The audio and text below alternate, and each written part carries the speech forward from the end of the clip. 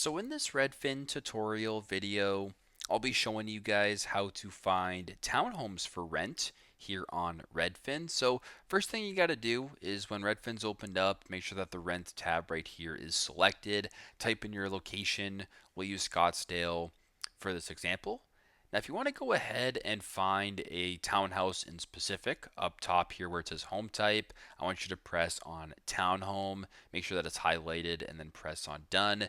Now, what you're going to be seeing is a bunch of different refined searches here for townhomes in specific. Now, if you want to go to filters right here and then scroll down a little bit, under home type, it works the exact same way.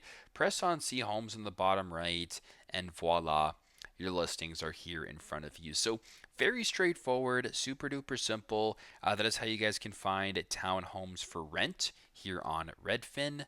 Thanks again for watching, and I hope this video helps.